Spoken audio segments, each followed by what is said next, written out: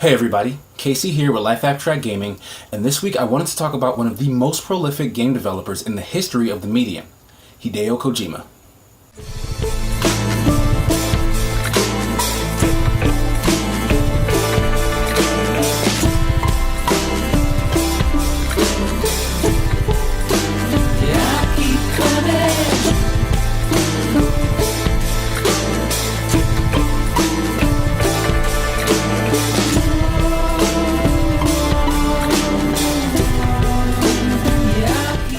Hideo Kojima is arguably the most well-respected and famous game developer other than the creator of Mario, Shigeru Miyamoto, himself.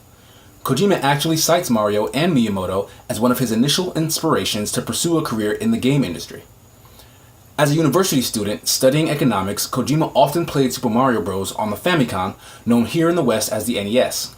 His peers and teachers all advised against his decision to pursue games development as it wasn't seen as a respectable career path back then, but Kojima didn't listen. He'd actually always wanted to pursue something creative. As a child, he wrote short stories that he submitted to magazines and made short films with friends. He had dreams of being a movie director, but even then he was discouraged from following those dreams and was pushed into economics with the hope he'd be able to help his struggling family.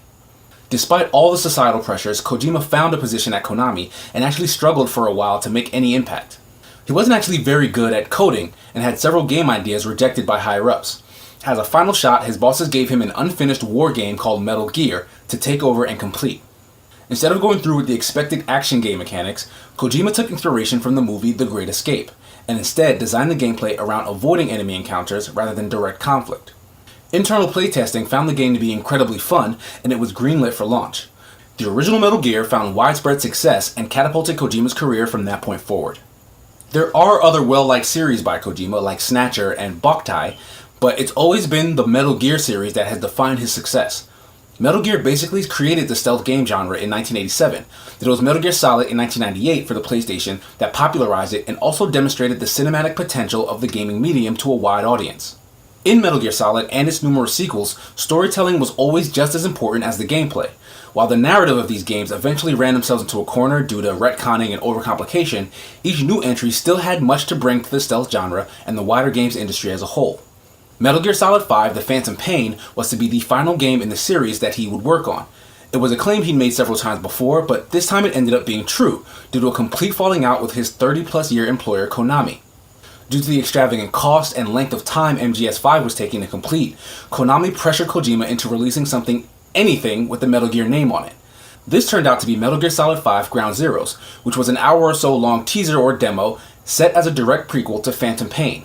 It retailed for $30, and while the game itself was viewed fairly positively, it was met with heavy criticism for the high price point.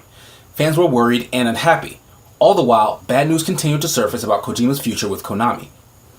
His name and studio logo were removed from all promotional items from Metal Gear Solid 5, and reports came out that his studio's employees were all reclassified as contractors.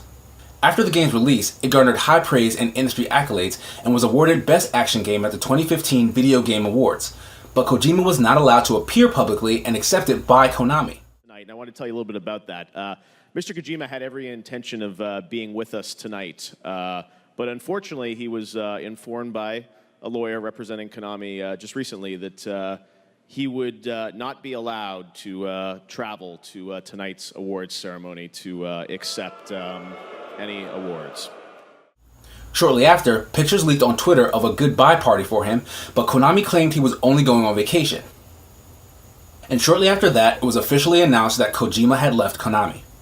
In that same announcement, however, it was said that he founded a new studio also called Kojima Productions and was already in talks with Sony on a new game. That new game is Death Stranding, which was announced at E3 2016. Not much is really known about this title, but there were 2 non-gameplay trailers released that are meant to set the mood. Kojima has essentially been given a green light to total freedom to create something new, so only time will tell us what this project will look like. And do expect it to take a lot of time. This is Kojima we're talking about. So, are you a fan of Hideo Kojima in the Metal Gear series? What do you think about his new game, Death Stranding?